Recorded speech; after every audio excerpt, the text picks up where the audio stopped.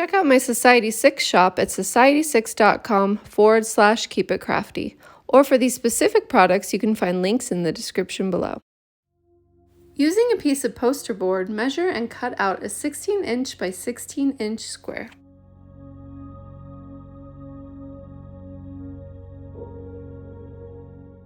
Then take an 8.5 by 11 sheet of paper and fold it in half. Then fold it in half once more.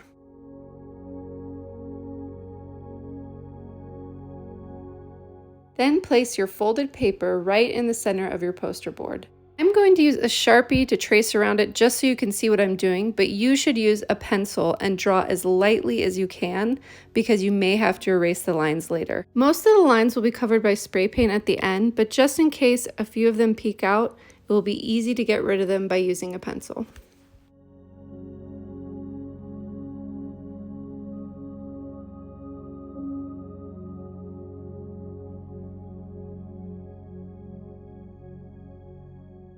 Take your folded paper and fold it again about 2/3 of the way.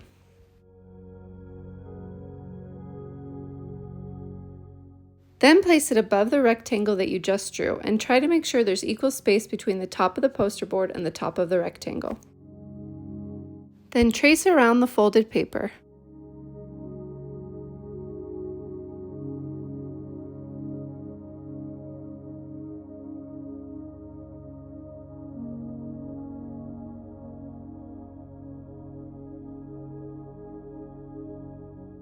Now take your folded paper, unfold it once, and then refold it, but this time fold it in half.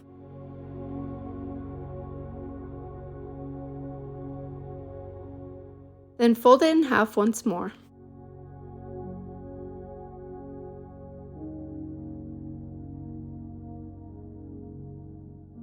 Then unfold it once and look for the crease that you just made. Then follow that crease to cut the paper in half. Removing some of the layers of paper will make it easier for you to do the next fold. Grab the corner of the paper and fold it diagonally.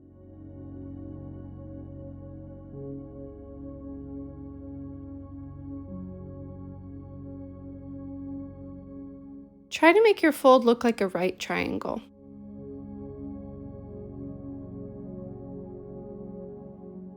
Place it next to the larger rectangle that you previously drew and make sure there's a sliver of space between the rectangle and the paper. I'm going to give myself a little extra space to make room for the Sharpie.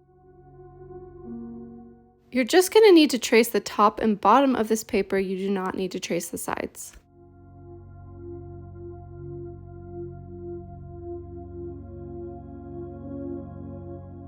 This is what it should look like. Now flip the paper over and do the same thing on the opposite side, and remember to include that space between the rectangle and the paper.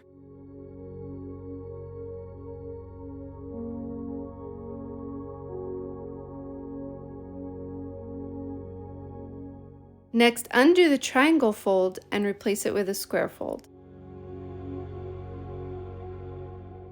Make sure the fold of the square is right where the bottom of the triangle used to be.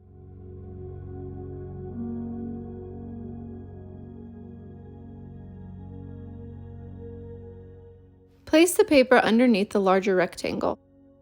Once again, remember to include a small space between the rectangle and the paper.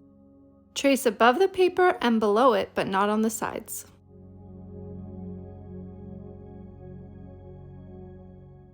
Repeat this on the opposite side.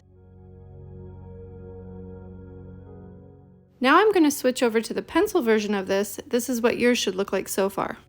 Now we're going to work on taping the robot's head. You'll need some masking tape that has a width of 3/4 of an inch. Make sure you cut off the edge of the tape to make it straight before tearing off a piece. Next, you'll want to place the end of the tape roll lightly across the robot's head, just to get an idea of how much tape you'll need to tear off. You'll want to go a little bit further than where the head ends to give yourself some room to work with. Masking tape is very forgiving, so you should be able to tape it and retape it several times without any problems. Starting with the straight side of the masking tape, place your tape at the top of the robot's head inside the lines. The other side of the tape will go past the line, but that's okay, we'll fix that next. If you can see the line through the tape, you can trace it, but you might not be able to since I told you to draw really lightly. If that's the case, then pull the tape back until it's just inside the line, run your finger across it to form a crease, and then trace the crease. Then pull up the edge of the tape and cut along the line that you drew. I found this to be the easiest way to get straight edges and the correct length.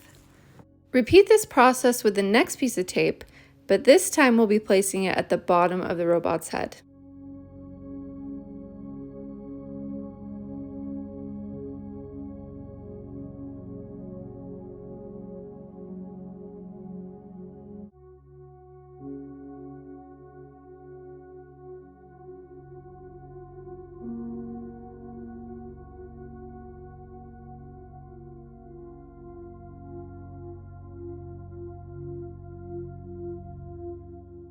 The third piece of tape should go right in between the first two pieces of tape.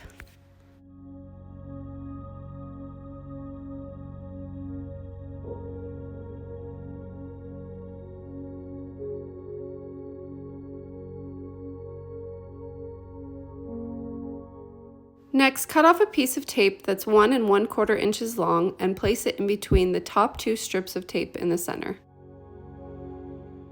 The next two pieces of tape do not have to have straight edges. They just have to be long enough to cover these areas when putting them down vertically. Leave about 1/2 centimeter of space between the next piece of tape and the bottom piece of tape.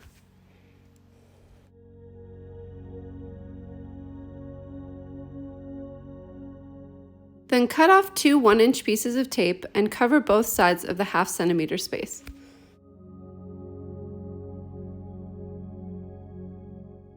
To cover the robot's body, you'll first want to use a strip of painter's tape. This tape has a width of about 1.5 inches.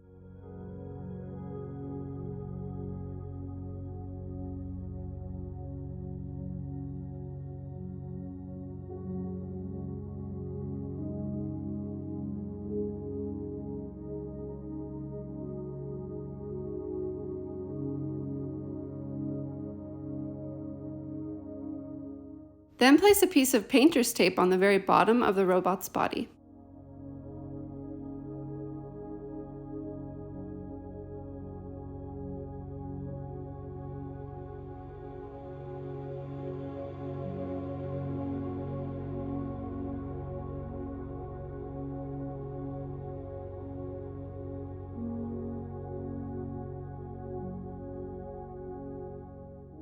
Then place masking tape on the left and right sides of the robot's body.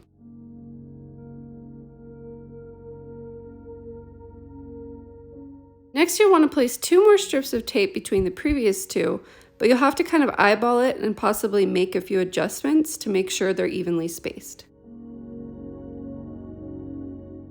Lay 2 more strips of masking tape horizontally and make sure they're placed in such a way that all of the white squares they create are the same size. These will be the robot's buttons.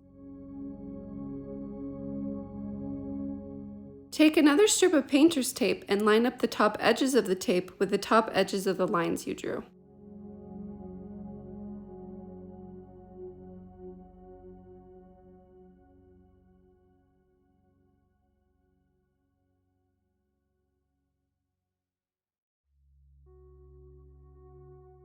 Cut off the bottom end of this piece of tape so it hits right above the bottom line.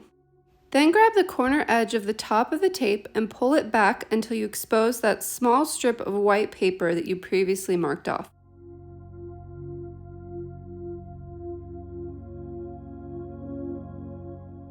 Then cut off that corner so it aligns with the other line. Then do the same thing on the opposite side.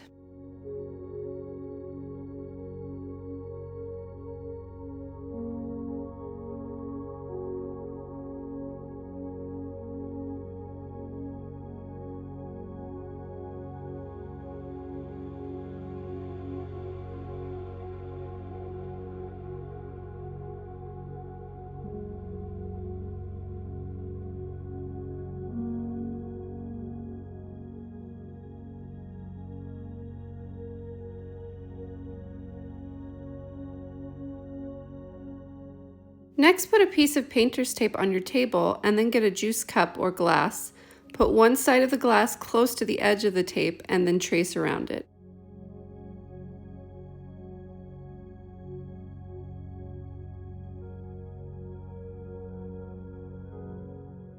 You're going to need to do this twice.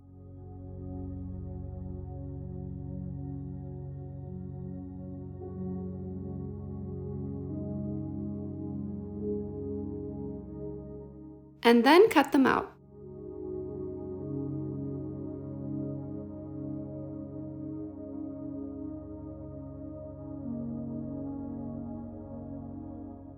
Then find a smaller circle shape from around your house that you can trace. As you can see, I opted for the lid of a glue stick. Cut that out as well.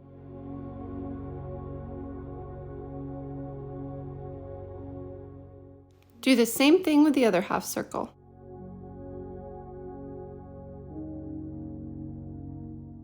Place those cutouts right below the robot's arms, and don't forget to include a small space between the arms and the hands.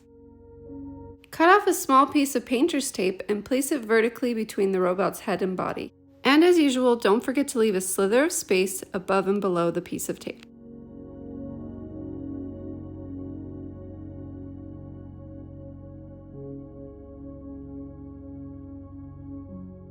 Put another piece of painter's tape right below the line you drew underneath the robot's body.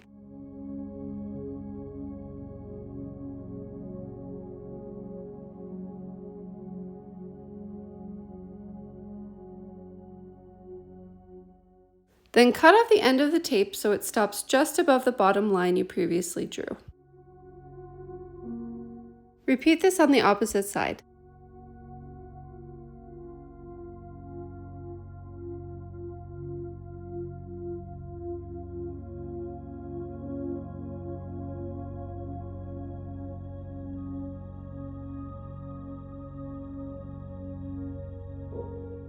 Next, you'll need another piece of tape that's just a little bit longer than the width of the robot's leg. Fold it down on the non-sticky side about 1/3 of the way. Then unfold it and cut along the fold.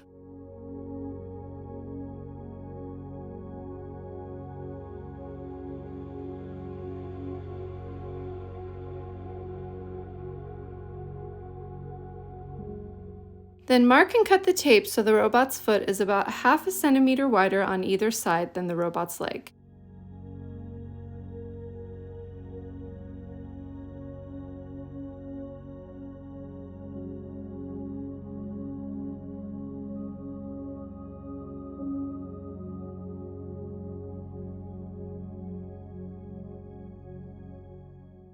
Then put the cutout robot foot onto a new piece of tape and trace around it.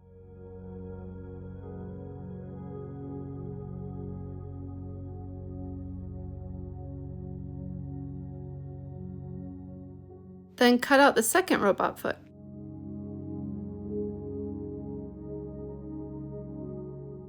Then place the feet about 1/2 centimeter below the legs. Then spray paint the entire piece of paper, and once it dries, peel off the tape.